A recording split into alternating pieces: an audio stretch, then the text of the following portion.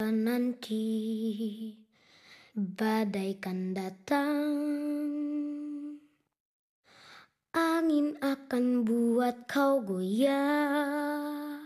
Maafkan, hidup memang ingin kau lebih kuat. Pernahkah kita benar-benar memperhatikan seorang anak? Bukan sekadar melihat bagaimana mereka berlarian, tertawa, atau menangis. Tapi melihat lebih dalam, apa yang sebenarnya mereka rasakan. Anak-anak tidak memiliki banyak cara untuk menyampaikan isi hati mereka. Saat mereka terluka, mereka mungkin menangis. Tapi mereka juga bisa diam. Saat mereka bingung, mereka bisa saja menjadi marah, melempar barang, menolak bicara, atau justru jadi terlalu patuh. Semua itu adalah sinyal, bukan gangguan. Sayangnya, dunia orang dewasa terlalu terbiasa memberi label nakal, manja, cengeng. Padahal, di balik perilaku yang kita sebut bermasalah, sering ada jiwa kecil yang hanya ingin dipahami. Film ini bukan tentang anak bermasalah, ini tentang anak yang terluka. Dan orang dewasa yang terlupa bahwa mereka juga butuh sembuh. Ini tentang Revan, anak berusia 6 tahun yang tak bisa bilang aku takut. Tapi tubuhnya sudah bicara, lewat diamnya, lewat tangisnya, lewat tantrumnya. Dan tentang ibunya Sophie yang berusaha menjadi kuat, tapi lupa bertanya pada dirinya sendiri, apa aku baik-baik saja?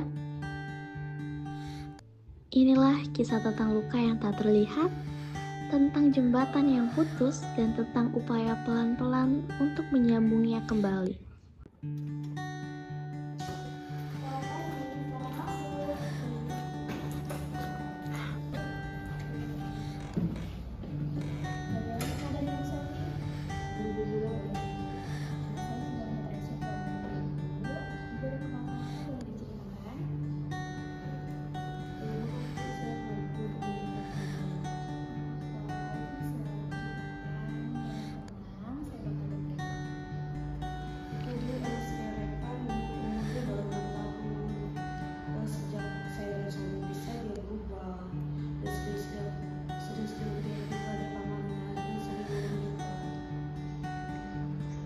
Anak-anak tidak memiliki istilah seperti kecemasan, trauma, atau emosi yang tertahan. Tapi, mereka mampu merasakannya. Mereka mengalaminya bahkan sebelum mereka bisa menyebutkan. Dalam ruang terapi, seorang anak tak diminta bercerita dengan kata, tapi diminta menunjukkan dunianya lewat gambar, warna, dan permainan. Dalam satu lukisan, kita bisa melihat seseorang yang berdiri dalam bingkai, sendirian, hitam pekat, menatap keluar. Itu bukan sekedar coretan, itu adalah teriakan sunyi. Dan disinilah peran psikologi pediatri muncul. Untuk melihat bukan hanya apa yang dibuat anak, tetapi mengapa mereka membuatnya begitu. Revan tidak bilang aku rindu ayah, tapi dia menarik diri dari teman-temannya. Dia tidak berkata, aku takut tidur sendiri, tapi tiap malam ia menangis tanpa sebab yang jelas. Anak-anak menyampaikan sesuatu setiap hari, tapi apakah kita benar-benar mendengar?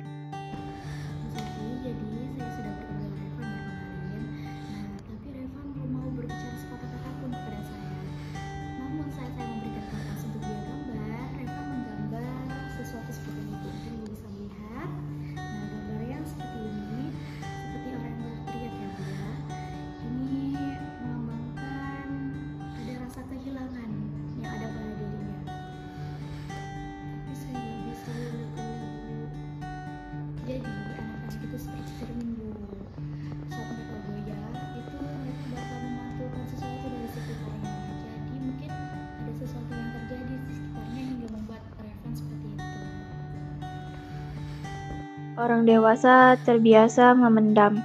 Kita mengira bahwa kuat, artinya tidak menangis, tidak terlihat rapuh, tidak meminta bantuan.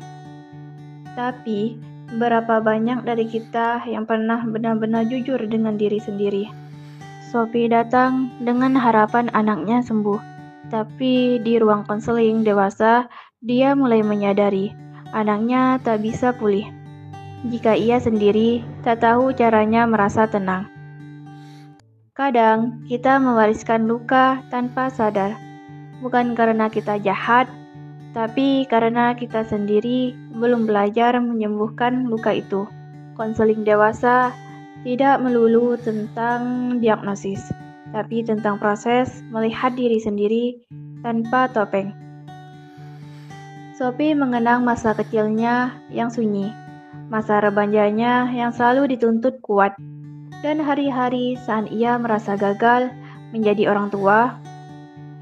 Tapi di ruangan ini tak ada kata gagal. Yang ada hanyalah manusia yang sedang belajar memahami rasa sakitnya.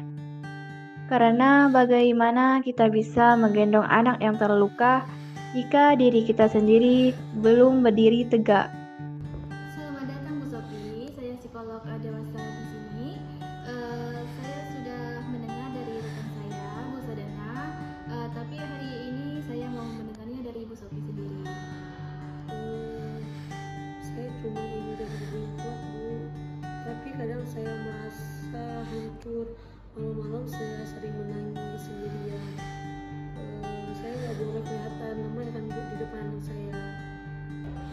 Siapa bilang ibu tak boleh lemah? Luka Repan mungkin dimulai dari peristiwa ibu. Mungkin peristiwa ibu Sophie lah yang belum bisa sembuh, dan anak ibu mungkin ikut manfaatkannya, Bu. Di sesi ketiga, kita tak lagi bicara tentang terapi individual. Kita bicara tentang hubungan, tentang bagaimana dua jiwa yang terluka bertemu dan saling belajar mencintai kembali. Repan perlahan mulai berbicara. Tidak banyak, hanya kata-kata seperti "aku takut" atau "aku nggak suka sendirian". Tapi bagi Sophie itu adalah kalimat yang sangat berarti. Karena selama ini, Repan hanya diam atau marah. Dan Sophie pun belajar menjawab dengan cara baru. Bukan dengan penyangkalan, bukan dengan udah jangan lebay, tapi dengan pelukan, dengan pengakuan, dengan kalimat sederhana. Ibu juga pernah ngerasain itu. Saat anak dan orang tua saling membuka, terapi tak lagi soal teknik, tapi soal koneksi. Dan disitulah keajaiban terjadi. Di pelukan, di tatapan mata, di kalimat "maaf ya, kamu merasa sendirian". Di sanalah jembatan kecil mulai terbangun lagi. Perlahan Revan sudah mau menceritakan permasalahannya kepada saya, Bu. Tadi dia bercerita kalau dia takut ibunya pergi. Saya juga takut Bu kehilangan dia, makanya saya yang mendidik dia dalam permasalahan saya.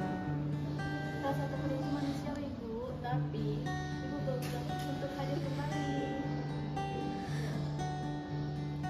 Dunia psikologi bukan hanya tentang gangguan dan gejala, tapi tentang pemulihan, tentang keberanian menghadapi apa selama ini kita abaikan. Pediatri dan psikologi dewasa bukan dua dunia yang terpisah. Mereka saling bertautan, karena di balik setiap anak butuh didengar, ada orang dewasa yang juga ingin dimengerti.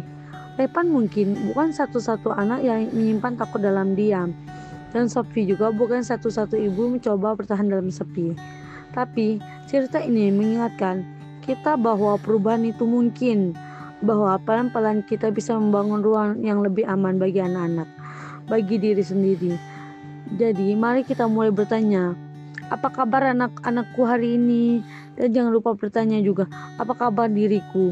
Karena ketika satu jiwa anak-anak diselamatkan, satu generasi masa depan juga ikut berubah. Andaikan saat itu datang, kami tak ada menemani. Aku ingin engkau mendengar